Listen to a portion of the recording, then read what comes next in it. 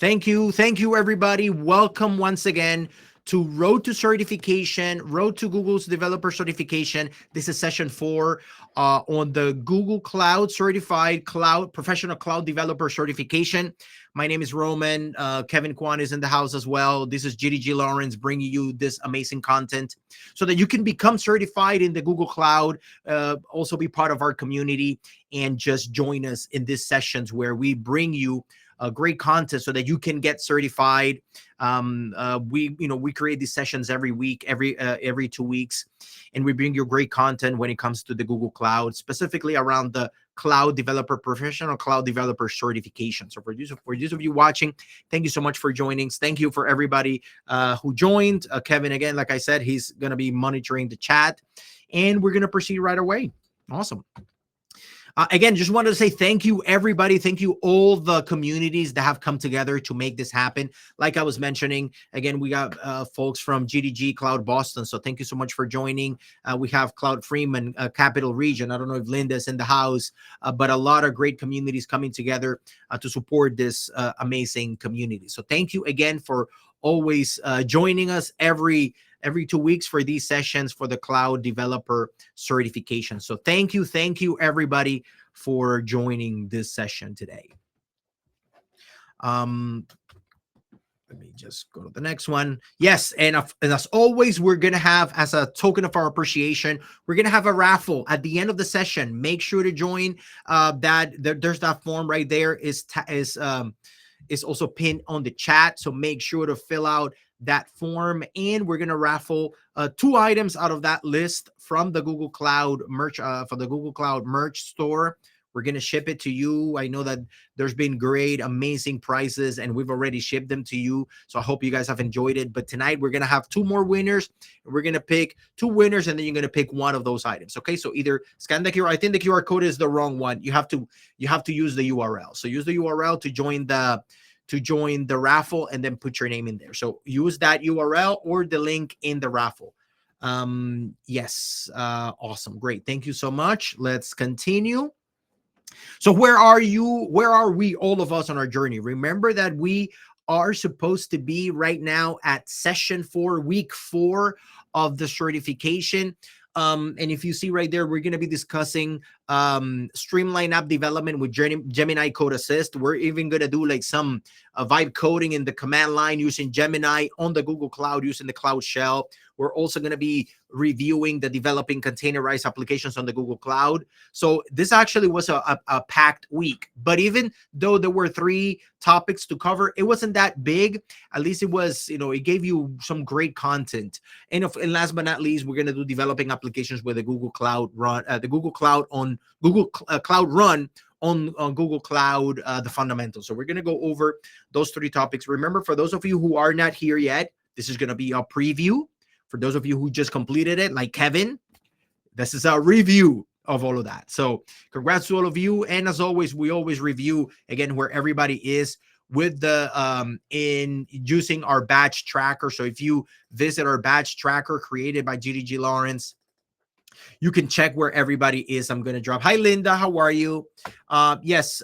If you signed up for the badge tracker, if not, you can just drop us your public profile in Cloud Skills Boost, and we can add you to the badge tracker. So we see where a lot of people are right now. Actually, I need to clear the cache. So now we should be able to see where everybody is. So this is where we are. We're at session 4, and there's already a few of you who have completed it. So you guys are well on your track. You see, it is doable. I see a lot of buzz on the Slack channel. Kevin is going to drop the Slack channel link in case anybody needs it. But there's a lot of buzz going on in the chat, helping each other. If you get stuck on something, join the Slack channel, and we're going to be able to answer your questions. Okay, so let's do that. So perfect. Let's go back again to our sessions. Remember, you're supposed to be back into this. You're supposed to be at week 4, but that's okay. You still have a chance to complete the requirements of this campaign. So why don't we continue? Awesome. Great. So what are we going to be discussing today? Generative AI in the Google Cloud. So again, generative AI is being used to power so many experiences these days. So you get a lot of the things out there. There's a lot of buzz around AI, generative AI, Gemini, and whatnot. Application developers want to build compelling applications powered by AI, powered by artificial intelligence, and generative AI can also be used to make it easier to build applications and perform application development tasks. We're going to go into more details in just a minute. We're going to also be discussing Gemini Code Assist. Gemini Code Assist is pretty good. It's actually, it offers AI-powered assistance to help developers build applications with higher velocity and, great quality. So that's exactly what generative AI in the Google Cloud, and we're actually going to be demonstrating that in just a minute, okay? So why don't we continue? So then again, Gemini in the Google Cloud, again, you could use Gemini Code Assist to explain code. Let's say you can just highlight your code and then you can explain it. You can use Gemini Code Assist to make code more readable. So you could also make it so that it helps you organize your code, refactor it and stuff like that. You could also use Gemini Code Assist to add comments to code in English or any other language. It's pretty cool when it does it that way. You could use Gemini Code Assist, of course, in the cloud editor in the Google Cloud, but you could also use it, for example, like in Firebase AI Studio. You also have Gemini integrated in there. And last but not least, Gemini Code Assist allows you to generate unit tests with Gemini Code Assist. I use it a lot. At my job, I use it a lot. Like, I develop a feature, I make sure that it's architected well, that it has clean separation of concerns, and then all I do is just say generate unit tests for this. It's like I have a junior developer sitting next to me, like an assistant, and he just starts generating code for me. It's pretty good. I don't let it just go crazy or just go rogue, but actually I kind of drive the generation of unit tests. It actually has accelerated my productivity. I totally love it. And yes, like Dino mentioned, vibe coding. That's the way to go. Yeah, vibe coding. Not so much, but anyway, you can do a lot of those cool things. Awesome. The slide deck will be shared at the end of the session. Otherwise, then you won't be paying attention. So I will be sharing that slides at the end of the session. Let's continue. So how cloud users spend their time, for example, like how, using generative AI or trying to be productive while in the Google Cloud, right? So cloud development is difficult already. Cloud users spend too much time trying to understand the cloud and how to use it. That is the reason why Kevin and I and so many other leaders are here to help you with this. But it's pretty much. There's a bug in the video tagging part of the. Oh yeah, there's a couple of bugs in there. So we gotta. Yeah, that's why I love Ed and everybody else helping each other. You gotta keep an eye on those things. So yes, that's totally true. So let's continue. Yeah. So developers, they spend their time focusing on creative tasks like creating innovative applications, using Gemini Code Assist to become productive. But cloud developers spend too much time mostly on these four items, like either developer onboarding. You have to learn like a new complex code base that could lead to significant delays before developers become productive. Like, in order to learn the code base, you need somebody sitting right next to you trying to explain you the code. And you're like, oh yeah. And sometimes they may not even explain it well. Gemini Code Assist can actually do that. You could just say, explain this code, and then he does it for you. Also, context switching. So leaving the integrated development environment, your IDE, whether it's Visual Studio Code, whether it's Android Studio, whatever, IntelliJ, to search documentation pages, can kind of like make the productivity, decrease your productivity and cause stress. It's a little bit daunting when you see like all this documentation. You're like, wow, I'm going to have to sit in front of this computer, read all of this, and then I want to start coding. So you could actually even start learning and do context switching between the documentation and the code, and Gemini Code Assist can help you with that. Also, learning cloud services. Like I mentioned, Google Cloud provides a plethora, multiple options for services like application hosting, databases, and whatnot. Choosing between services and learning those options available for each service can be time consuming, especially in the Google Cloud. And last but not least, finding best practices. For some of you who may not be, as prolific, maybe like Kevin, Glenn, Linda, those people are, architects. These guys are like, superhuman when it comes to building amazing applications, but you want to be at their level. How do you do? Well, how do you determine best practices when you create code? So it can be difficult. So you could actually have Gemini Code Assist help you, reach that level of competency by, bringing generative AI into your productivity. Dean, of course, I'm not going to leave you out. Yeah, that's right. It says beer. Yeah, so I think when I copied it, I think it was just like that. You know what? That's actually from the video. So yeah, that's like so funny. That is very. I'm pretty sure they did it with generative AI, so that's on them.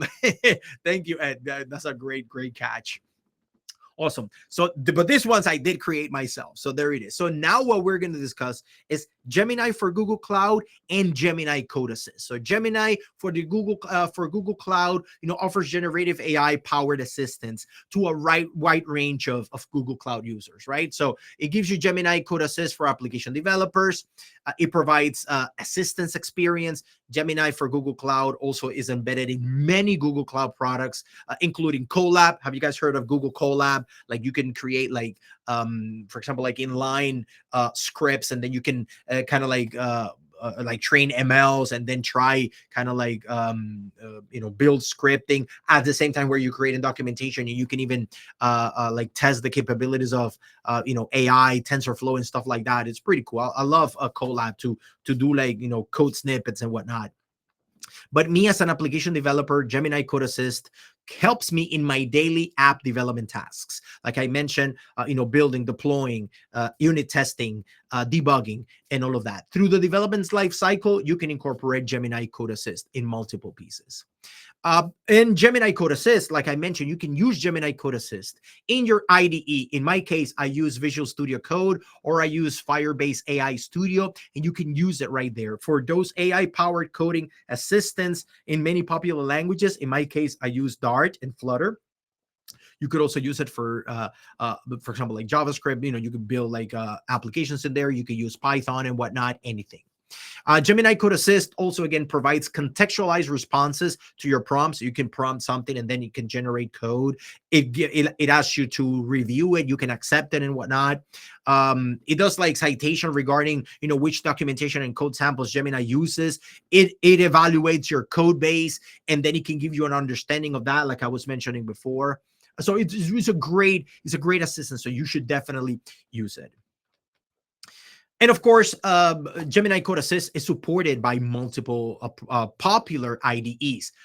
Raise your hand who uses Visual Studio Code. I'm a Visual Studio Code user myself. I don't know what you guys use, but I'm a Visual Studio Code myself all the way. So Gemini Code Assist is available in many popular IDEs. To use Gemini Code Assist in the IDE, then you can install that particular Cloud Code plugin. If you do the Cloud Code plugin, then you can do, for example, Visual Studio Code, JetBrains, like IDE, IntelliJ, IntelliJ IDA, PyCharm, who uses PyCharm, WebStorm. I used to use WebStorm back in the day. Golang is now, for example, more popular when you want to do Golang and stuff. Cloud workstations, like in the Google Cloud, you can have like literally virtual machines or bring in all your dependencies, and then you can code all in the cloud. Firebase AI Studio is actually based on Google Cloud workstations. And last but not least, Cloud Shell Editor, like I was mentioning, and I'm gonna some VM, some Vim users in here. Yeah, you could also do that. You could use Cursor, of course. You can definitely use Cursor. Last but not least, like I mentioned, Cloud Shell. We're gonna go into Cloud Shell in just a minute. And of course, I mentioned supported IDEs, but you also have supported languages. So Gemini Code Assist's large language model supports over 30 languages, for prompts. You could use, again, Bash, C, C++, like I mentioned, Dart, Lua, Ruby, a bunch of languages. All of them, many coding languages and code infrastructure interfaces provide this capability. So look at the table, see if your favorite language is there. You're in luck. You're going to be able to do vibe coding and do Gemini Code Assist very easily. So again, as a recap, Gemini Code Assist helps you understand your development environment and explain the products and services that make up the Google Cloud. I'm going to show you exactly what that means when we hop into the Google and into the Cloud Shell, so that you can see that. Gemini Code Assist explains code and configuration files. Like you're in the Google Cloud and you're like, what the heck am I doing? What am I doing here? I don't even know what this is. You can use Gemini Code Assist, and through the Gemini CLI in the Cloud Shell editor, you can actually ask questions. You can helps you understand programming languages, code tools, frameworks, and whatnot. Gemini Code Assist translates code into different languages, and prompts can be written in those languages as well. So you don't have to be relying on, for example, like one specific language. You can have stuff written in one particular language and then have it translated into another one. Now, we don't mean like speaking languages. I mean like programming languages. You write something in Python. You want the let's say the JavaScript representation of that. You can do it like that as well. Gemini Code Assist completes code as you write and generates whole code files, code blocks, or functions on demand. So it does that for you as well when you enable it, whether you're in the cloud editor or even in the Cloud Shell. So those things allow you to do. Yeah. No COBOL? No. Yeah, probably not. Yeah. I was looking for like Pascal or something like that. Like I was really big fan of Pascal. Yeah. Gemini Code Assist helps you transform your code in many ways, including improving readability, code structure, and code efficiency. Not to toot my own horn, but I love, for example, the way that I code. I try to create, again, clean separation of concerns, dependency injection, inversion of control, all the solid principles. But I usually have Gemini Code Assist validate that I'm doing these things correctly. And when I do code reviews, I review it myself, but I also get Gemini Code Assist to make sure that all the corner cases are covered. Everything is according to our best practices and whatnot, the documentation, our knowledge base, and whatnot. Yeah, I transform your code, like I mentioned. And Gemini Code Assist helps you debug and fix your code. Like I mentioned, you can say, explain this code. There's a problem. Like the way that I use it is with, let's say, unit tests. I let it run the unit test, and then I run the unit test. The unit test usually fails. It doesn't understand pretty much all the context. So I say, okay, maybe test number 5 is failing. Let's take a look at that. And then we kind of like go into a back and forth until we get it right. I usually have to step in, of course, with my expertise, and then I have to tweak a few things and drive the conversation. The only thing that I don't like about like Gemini is always glazing you. It's like, yes, you're right. I love that idea. I'm like, no, that's not what I want. I want you to help me. Stop glazing. Let's work. So yeah, those are the things that, you got to get into a back and forth with the LLM. Sometimes discussions can get very heated, but it's pretty fun. And you see that you get into the habit of doing that, and your productivity increases tenfold. Last but not least, Gemini Code Assist helps you create tests for your code and provides instructions for performing the tests. So how does it do that? Because it understands your code, it understands the context of your code, and then it gives you those capabilities. Why don't we hop over, and I'm going to show you now. I'm going to be in the Google Cloud right here. This is my own Google Cloud account. I don't know if you guys have tried it, but for example, if you open up the Cloud Shell right here, there it is, the Cloud Shell, and there's a Gemini CLI already embedded in it. I hope you guys are looking at the screen, and then I'm going to hop over to the Gemini CLI. It already pops it up, but you can even come over here in the main CLI, and you can just type Gemini. Just type Gemini. In the Cloud Shell, you can just type Gemini, and you will see how the Gemini just pops up right there. Imagine you're like a brand new person, and you come in, and you're like, this is so overwhelming, so many features, I don't even know where to go. And then you can even say, how many projects are available? You can even type it right here and say, how many projects are available? You can even ask it like that, and then the Gemini CLI is going to search throughout this your Google Cloud instance, and it's going to tell you, look, there are 17 items, and then you can even ask it, how can I list? I'm going to zoom it in, and then you can see, how can I list all the projects available? Give me the command, because let's say I want to learn. Of course, I know it. I'm just posing this question so that you guys can see it. There it is. So you could do, for example, it tells you you can run that CLI command, you can do ls-d, whatever. But what I was looking for was the gcloud command, so that it lists all the projects. So you could say gcloud projects list. That's what I was looking for.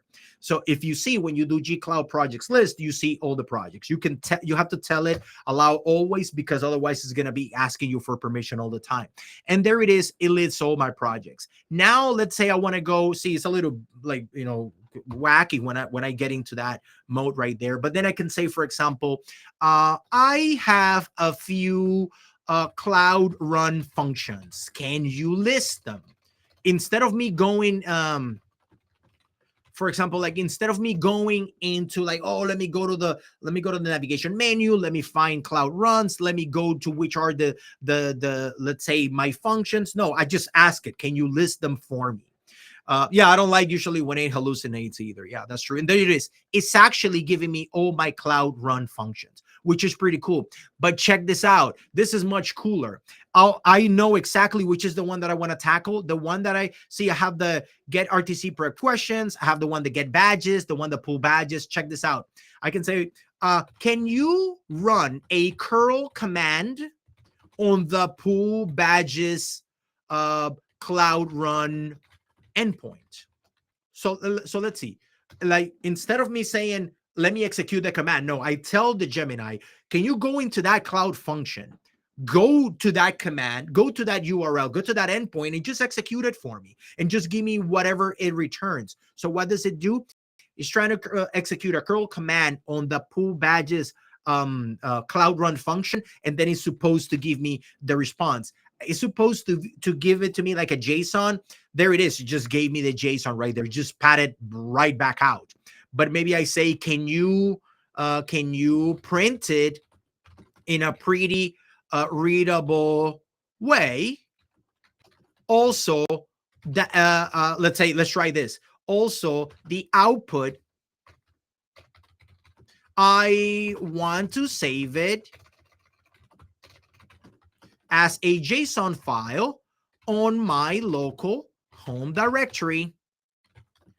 Call it, let's say, call the file badges output.json. Let's see if it does it.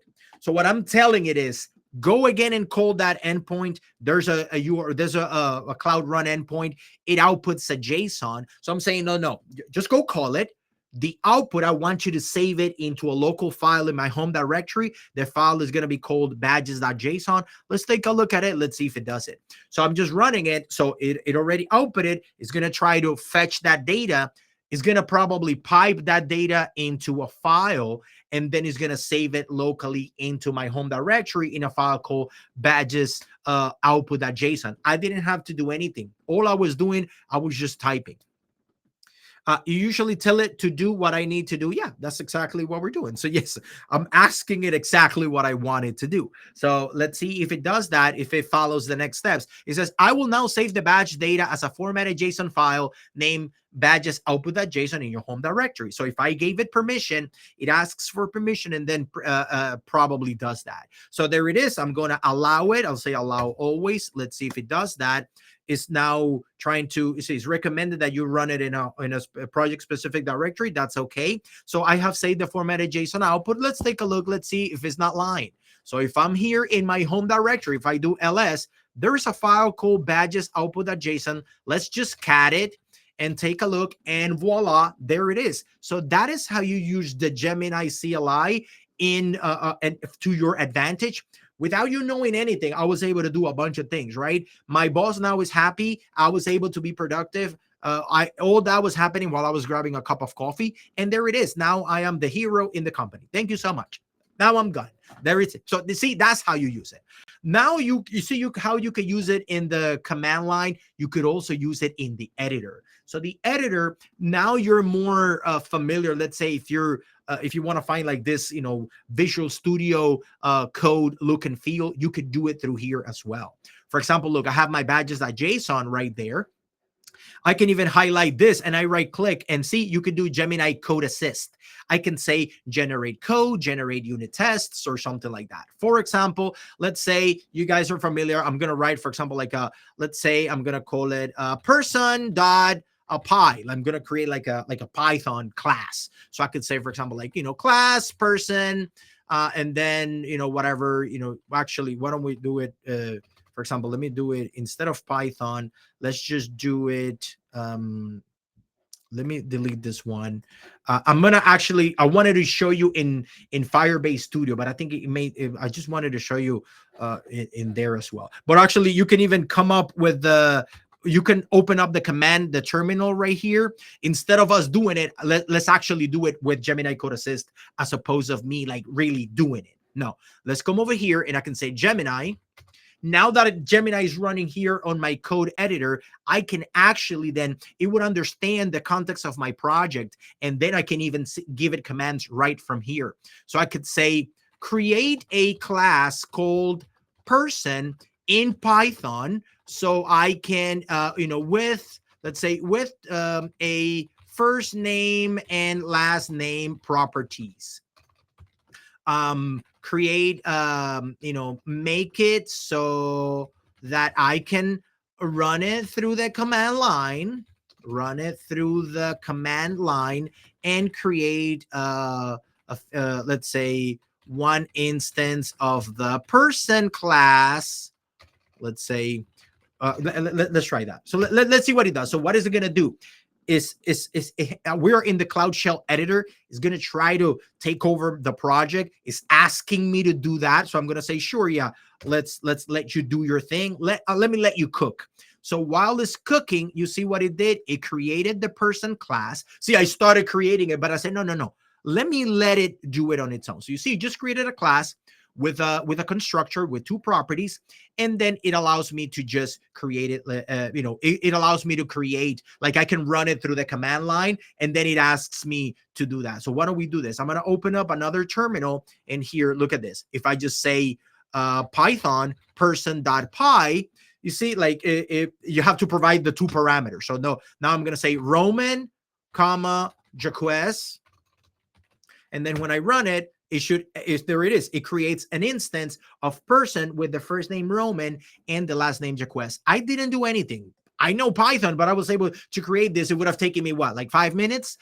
It only took a second for this to create. And then now I say, no, let's actually create, you can come over here and you say, for example, create some unit tests for the person class and make it, and create, let's say, all possible, let's say create, with enough coverage. I could just say with enough coverage for this class, for example. Let's say this is a simple class, but you could do it like this, and you see how, yeah, maybe vibe coding, but this is, kind of like how you would operate.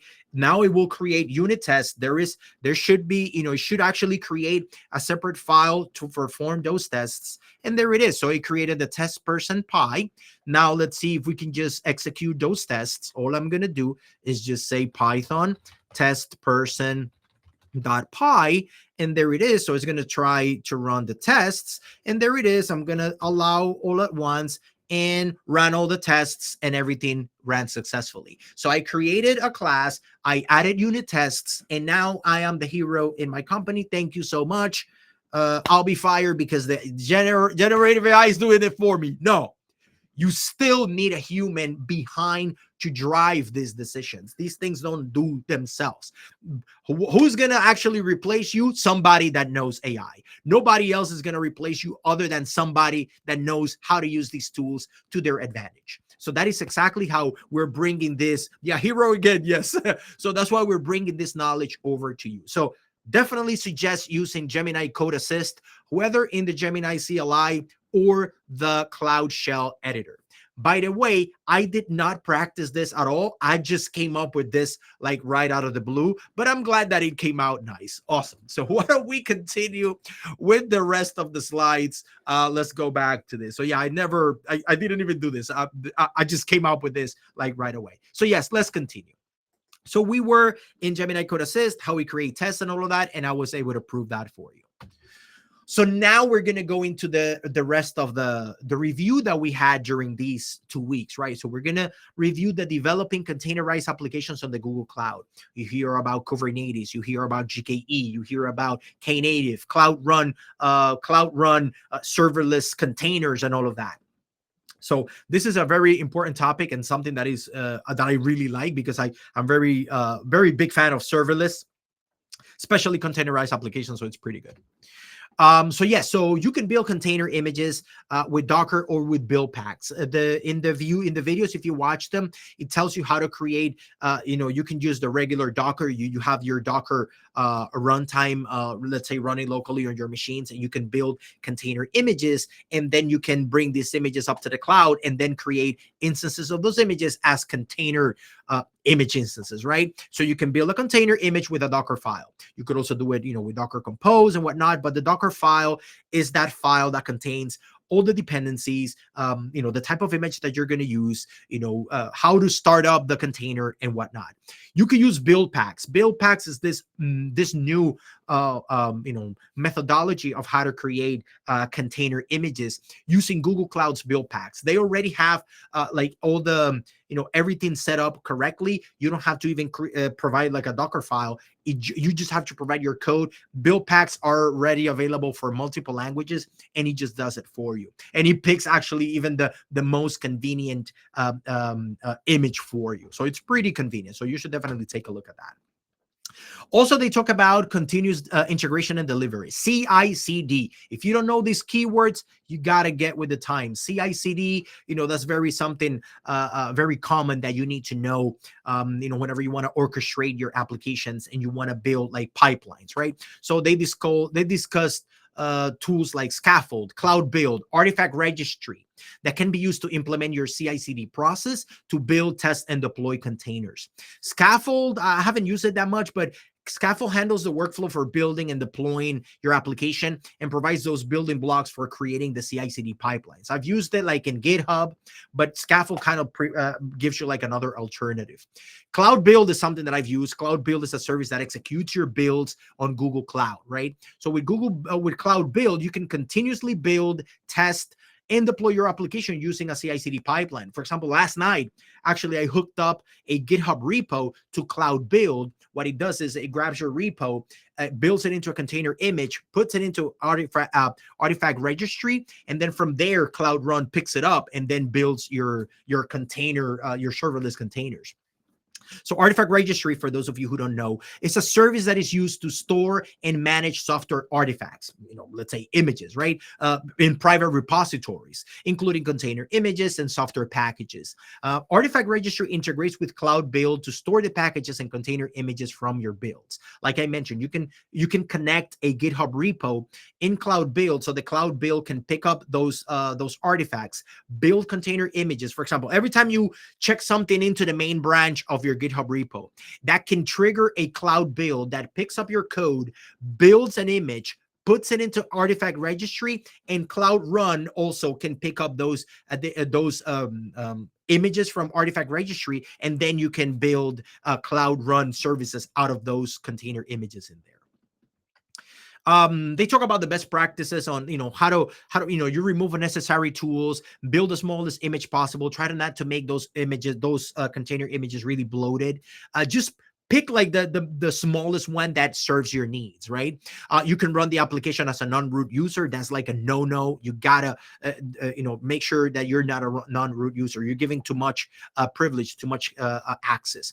Create container images with common layers, like they mentioned in the videos, and scan your container images for software vulnerabilities. But usually you're using your own, let's say your own images. But that's when let's say when you use third-party images, you just gotta be careful about those things. Okay. Cloud Run, my favorite. Cloud Run. We discussed Cloud Run throughout the videos. Make sure to review those. But Cloud Run is a fully managed compute platform that lets you deploy and run containers directly on top of Google's scalable infrastructure. We've been like all the services that you've seen in the batch tracker, the test prep, all the applications that we built, all of those are running as Google Cloud Run containers. So and services. So Cloud Run works well with other services in the Google Cloud. So you can build full full-featured applications without spending too much time operating, configuring, or and scaling your Google Cloud service. Your Cloud Run service. You don't have to like provision any service. That's why I love it. Like you want me to stand up a service, I could do it in a few minutes with Cloud Run.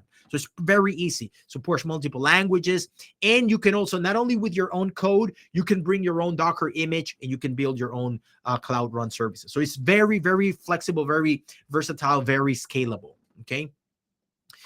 We also talk about Google Kubernetes Engine. I know Glenn is here, and he could actually go hours talking about Kubernetes. But yeah, we discussed Kubernetes Engine. It's a managed Kubernetes service for deploying, managing, and scaling your containerized applications on the Google infrastructure. It gives you like a full container orchestration, networking, and all of that. So Google Kubernetes Engine is essential not only for passing this certification, but it's great to understand the ins and outs of that. Now, then the third part of, remember, there were three pillars, three modules in this session 4. So now we're going into developing applications on Cloud Run on the Google Cloud and the fundamentals. So they talk about a lot of those things. I know Kevin mentioned that last 2 weeks in the last session. He covered a little bit about this, but this is kind of like a review also. There's a bunch of labs in some of the upcoming sessions, so you got to watch out for those. But in this particular one, they give you an overview of Cloud Run. So we learned about how Cloud Run resource model and how a service that runs on Cloud Run can be invoked with HTTPS requests. I made a mistake during the office hours last time. I was thinking like HTTP. No. Remember, Cloud Run can invoke with HTTPS requests. So it actually provides TLS, and like security already by default. So you also learn that Cloud Run runs your containerized application as a service or as a job. So you could do as a job, or you could do it as a service. You can even take a look at here. If you, for example, like if you come over here and you find Google Cloud Run, you will see like all my Cloud Run functions. That's okay. See, like these are all the Cloud Runs that I have. If you actually say write a function, or you see like that are jobs, so you can have Cloud Runs functions as jobs, or you can have them as services. Very simple, very straightforward. There it is. So you can. So now you can. We already discussed that, right? Perfect. So now they discuss the states in the life cycle of a container running on Cloud Run, from starting to stop, and all the transitions in between them, like when it starts, how it does that, cold start, when it starts serving requests, when it's idle. They tell you exactly when you get charged. When it shuts down, and let's say if you need to keep like a minimum number of instances running, that way you avoid that cold start, and then you can immediately start serving requests. How you can keep parallel requests, how you can do that parallelization with Google Cloud Run is a lot of cool things in this session. They talk about the scaling configuration. We also discuss how Cloud Run automatically scales the number of container instances of your Cloud Run service based on the number of requests to the service. You also learn about the different configuration settings to reduce service latency, improve performance with concurrency, like I was mentioning, and control throughput to downstream services that are used by your application. So all of those things you gotta understand. They mentioned, for example, like how to lower CPU, memory usage, and related costs and whatnot. Access control, you gotta have security, and you need to provide IAM policies on top of your Cloud Run services. So you learn how to control access to your services on Cloud Run with IAM policies. You can add individual users or principals to Cloud Run service or a job with the desired roles and permissions. I know some of you were having issues during some of the labs, and remember that the requirement was you have to create a service account, added the proper roles and permissions, and then everything was working. So that's what I loved about, I don't know, Kevin, I think it could have been on purpose. The reason why they left out not creating the service account, it was kind of like a little bit of a challenge. That was in the APG module, but you guys are going to get there. But it's pretty cool. So I think you need to know how to control the access to your resources in there. I don't know if Kevin is answering the questions in the chat, but again, you guys can ask your questions in the chat. We'll be answering those as we move forward. We talk about service identity and authentication. In the module on the service identity and authentication, you learn about service accounts, how they can provide your Cloud Run service with its own identity, like we mentioned. We reviewed how resources in Google Cloud are organized hierarchically. We all the time we review those things. Policy bindings, how they're inherited by resources from their parents, kind of like a trickle down approach. They also discuss the principle of least privilege. What is the principle of least privilege that should be followed when, whenever you're granting roles and permissions to members, including service accounts, you just give them the permissions that they need to do their job and nothing else. You don't give them more than they need. Okay. Is your application a good fit for Cloud Run? We also, in the final module, cover that. So we discuss some of the criteria that you can use to decide whether your application is a good fit for Google Cloud Run. Don't just jump on the bandwagon just to just to get a buzzword or just to add something to your resume. You have to, as a service is running on the Google Cloud Run, your container must listen for requests on the configure port, return a response within a specific time. They have to be like stateless. There are multiple ways on how to do it. So you got to understand whether your application applies and you can actually see whether Cloud Run is actually good for you. We also discussed how to deploy a service and manage service revisions. For example, every time you deploy a Google Cloud Run, you can actually do like versioning. Remember that a service revision is immutable. Whenever you deploy a container image, it just creates a new revision. You can backtrack. You can, change configuration settings. You can actually split traffic between service revisions, based on the percentage of the requests received by that service. You could do a lot of cool things with Google Cloud Run. And finally, we discussed how to integrate with supported Google Cloud services such as PubSub from your Cloud Run application with client libraries. I use them all the time. So it's really cool that I bring together like a bunch of things like Google Cloud Run functions with Cloud Scheduler. Cloud Scheduler triggers a Cloud Run, or maybe I put a topic, I assign something on a topic on a PubSub topic that then triggers a Cloud Run function, which then fetches something from Firebase, Cloud Firestore, and so on. So you do this whole orchestration thanks to Cloud Run. And this is a great thing that you could use not only your arsenal and your part of the services that orchestrate your whole workflow, your application workflow. Okay. I see a lot of chatter in the chat. Are we answering the questions? Kevin, Linda, I know there's a couple of questions. Sorry, I cannot direct it, but I would expect. Yeah, I'm trying to answer some of them to the best of my knowledge. Got it. Okay. Yeah. So let's continue. Awesome. So let's do a couple of review questions just to make it a little bit interactive. Just answer what you see in the chat. Just type the word. This is not a competition. We just trying kind of like to warm up on the upcoming topics and just to kind of review what we've done so far. So let's see where people are sitting as far as like knowledge when it comes to like Cloud Run, Gemini and whatnot. So I'm going to put a question on the screen. Type the option that you feel is the correct one. For example, let's start with one question, just 5 questions, not that many. Okay. So don't be scared. This is not like the office hours. This is just kind of like a quick warm up review. Think about this. So question number 1, Cloud Run is a fully managed compute platform that can only run containerized applications as a service. True or false? You can just type A or B. You can do true or false. That's okay. But just type the option A or B. So is it A? Is it true? Is B false? Okay. Also, people say B. So is it false? Is can only run containerized applications as a service? The answer is false. That is correct. It's B. So why? Because Cloud Run not only can run containerized applications as a service, it can run your own code. You can run them as a service, or you can run it as a job. So there are many ways that you can, have Cloud Run and actually serve your purposes. So good job, guys. Let's warm up with another quick question. Question number 2, what is the primary purpose of Google Cloud's artifact registry? So we mentioned artifact registry, but let's see the options, A, B, C, or D.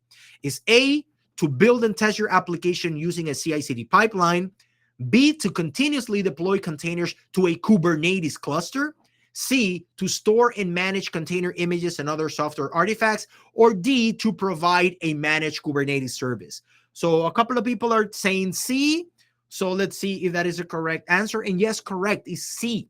So artifact registry, you use it to store and manage container images, software artifacts in private repositories available to your project, so that then you can deploy, let's say, Cloud Run functions. You can do anything you want, but it's very cool because then you can make your whole CI/CD pipeline thanks to artifact registry. But artifact registry is just one piece.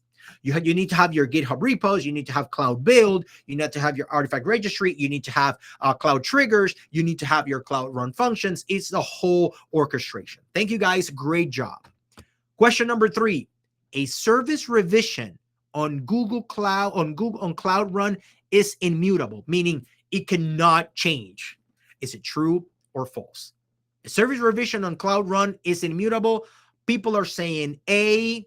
I see people are saying A, and the answer is correct. A service revision is immutable. Once you deploy the Google Cloud Run, you cannot change it. You're going to have to deploy it again, and then that's another revision. That allows you to do service. You could do a traffic splitting. For example, you want to serve a couple of your users to one version of the application, and then the other one, you can point a couple of users like beta users, canary testing. You can do all those things.